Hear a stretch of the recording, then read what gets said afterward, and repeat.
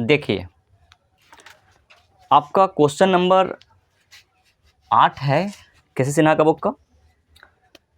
इससे पहले इंट्रोडक्शन और कुछ क्वेश्चन हो चुके हैं ना। एक्सरसाइज 3 का बहुपद है। जैसे उसमें आपको क्या बताया गया था, बताया यही गया था कि चर अचर समझाया गया, समीकरण समझाया गया, उसके बाद आपको बहुपद का घात, बहुपद का चर समझाया गया। हमने एक बात और बताया था कि जो भी बहुपद का चर होगा, एक चर में बहुपद होगा, उसको हम पॉलिनोमियल ऑफ वही चर लिखते हैं। जैसे यहाँ पर देखिए कि ये एक बहुपद है p ऑफ x, मतलब पॉलिनोमियल ऑफ x। बहुपद जो है हमारा x चर में है और वो x चर इस तरह से लिखा हुआ है कि 3x² प्लस 8x प्लस 4, ये भी px है।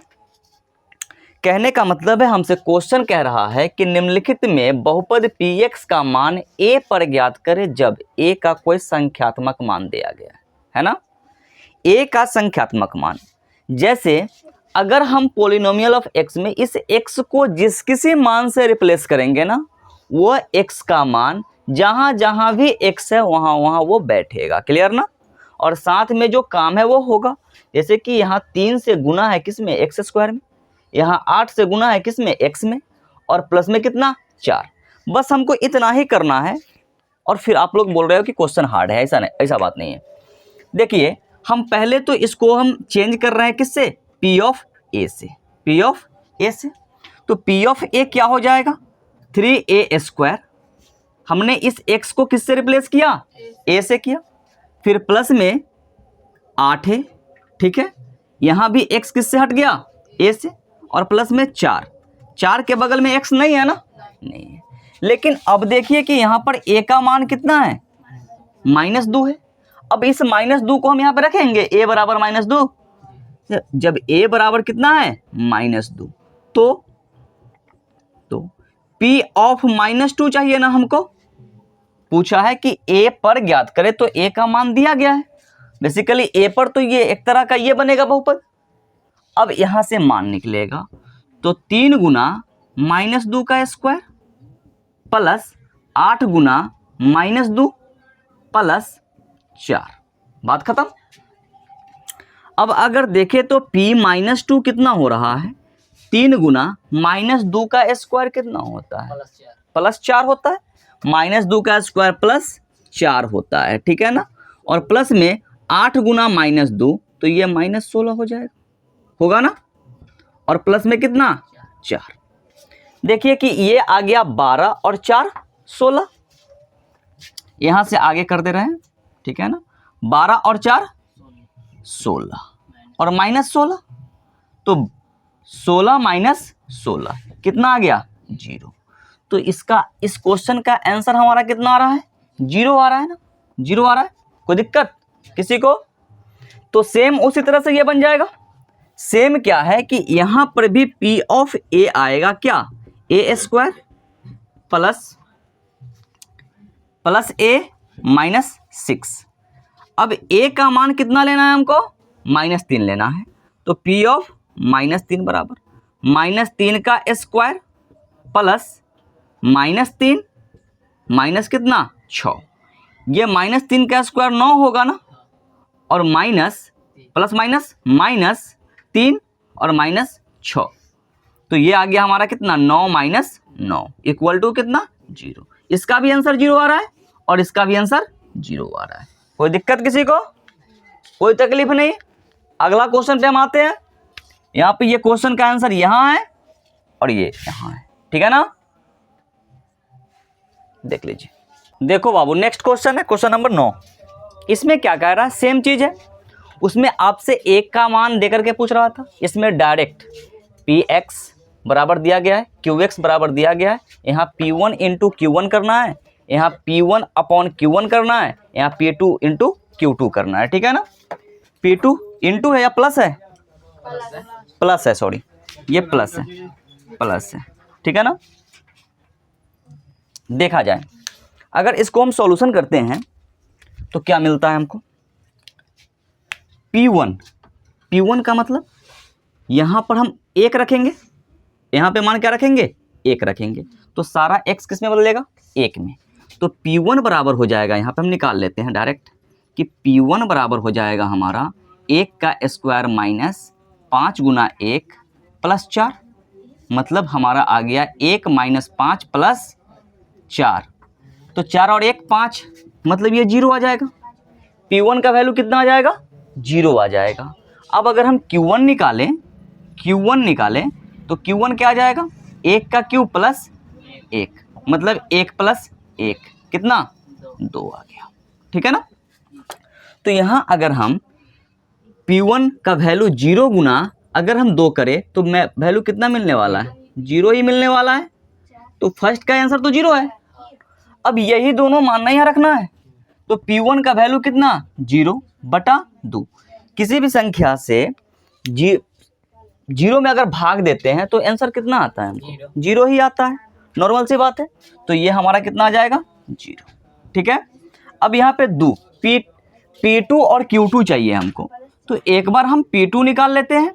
तो P2 आ जाएगा हमारा 2 का स्क्वायर माइनस 5 गुना 2 प्लस कितना, 4, 2 का square 4 minus 10 plus 4, 8 minus 10 minus 2 आ जाएगा। अगर हम Q2 निकालें तो Q2 कितना आ जाएगा, 2 का क्यूब प्लस 1, 2 का क्यूब कितना, 8 प्लस 1 मतलब कितना, 9। देखिए कि P2 का वैल्यू -2 आ रहा है और Q2 का वैल्यू कितना आ रहा है, 9 आ रहा है। तो यहाँ पर रख देंगे। तो यहाँ पर -2 प्लस कितना, 9 बराबर प्लस 7 आ जाएगा। यही आंसर है। तो 8 9 क्लियर। और इसी तरह का 10 है, मे भी। नेक्स्ट क्वेश्चन नंबर 10 और 11। पहले हम लोग 11 करते हैं, उसके बाद 10 करते हैं। ठीक है ना। 11 क्या कह रहा है कि निम्नलिखित स्थितियों में से प्रत्येक स्थिति में बहुपद का शून्यांक ज्ञात करना है। हमने शून्यांक के बारे में बताया कि वैसा संख्यात्मक मान जिससे बहुपद का मान कितना कर दे, 0 कर दे। ठीक है ना। और इसके लिए हमने आपको फॉर्मूला भी बताया है। पहला तो इसका फॉर्मूला हमने ये बताया कि बहुपद का शून्यांक बराबर, अगर हम x देखें तो ये होता है -b/a, और ये b क्या होता है और a क्या होता है। b होता है आंकिक मान और a होता है x का गुणांक। x क्या होता है, a क्या होता है, x का गुणांक। वैसे हम इसको अगर विदाउट फॉर्मूला चले तो क्या करते हैं, इसको हम 0 मान लेते हैं। मतलब है कि x + 5 = कितना, 0। तो यहाँ से अंक वाले अंक की तरफ चला जाएगा। तो हम 5 को इधर भेजेंगे तो x का मान कितना आ जाएगा, -5। यही इसका शून्यांक है ना। यहाँ पर फॉर्मूला बेस्ड भी देखिए आप। तो फॉर्मूला बेस्ड क्या है, हम इसी क्वेश्चन के लिए कर रहे हैं, इस क्वेश्चन के लिए कर रहे हैं। ठीक है ना। इस क्वेश्चन के लिए कि यहाँ से हम a बराबर देखें तो x में कितना से गुना है, 1 से। किसी संख्या से गुना नहीं है तो 1 से गुना है। और हमारा संख्यात्मक मान b का वैल्यू कितना है, 1 है। ठीक है ना।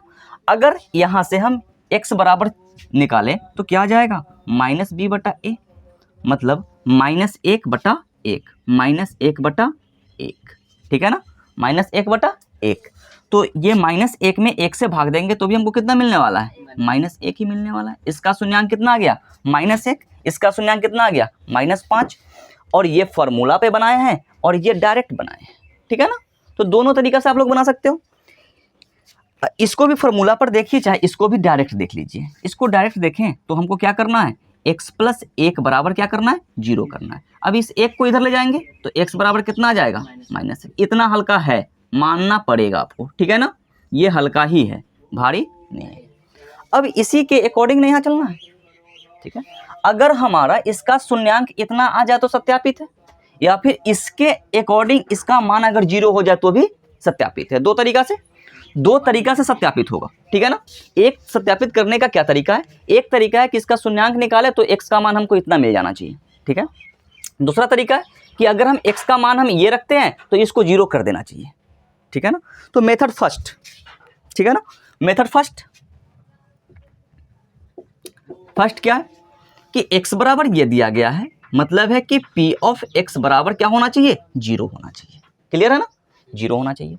और x का मान कितना है, x का मान दिया गया शून्यांक लेंगे, -1/3 लेंगे। तो p ऑफ -1/3 रखते हैं यहाँ पर। तो 3 गुना के -1/3। ठीक है। और प्लस में कितना, 1। ठीक है। तो अगर यहाँ पे हम सोल्व करें तो 3 गुना के 1/3 और माइनस बाहर और प्लस कितना 1। अब देखिए कि 3 से 3 कटेगा ना, 3 से 3 कट जाएगा, तो कितना मिला हमको -1 और +1। ये कितना दिया 0। सत्यापित है ना, प्रूफ है। प्रूफ क्या है कि x बराबर -1/3 p ऑफ x बराबर जो भी दिया गया है इसका एक शून्यांक है, ठीक है ना, का एक शून्यांक है, ठीक है ना। और सेकंड मेथड हम ऊपर देखते हैं, ठीक है ना। सेकंड मेथड, सेकंड में क्या है, हमको इसका शून्यांक निकाल लेंगे, तो शून्यांक के बराबर आना चाहिए, है कि नहीं। हमारा पोलिनोमियल ऑफ x कितना है 3x ना, 3x + 1, ठीक है। यहां से आ जाते हैं, ठीक है ना। चूंकि a बराबर कितना है 3 है ना, a बराबर कितना 3 और b बराबर कितना है +1 है 1 है। तो शून्यांक बराबर -b/a, तो -b का वैल्यू है 1 बटा में कितना 3। आ गया ना, आया कि नहीं आया। तो 2 तरीका से, तीसरा तरीका तो आप यहां से भी बना सकते हो इस तरह से, शून्यांक निकाले, कोई दिक्कत। चैप्टर क्लियर है। नया चैप्टर शेषफल पढ़ में और गुणनखंड पढ़ में जो भी है उसको हम अगला क्लास में देखेंगे, ठीक है।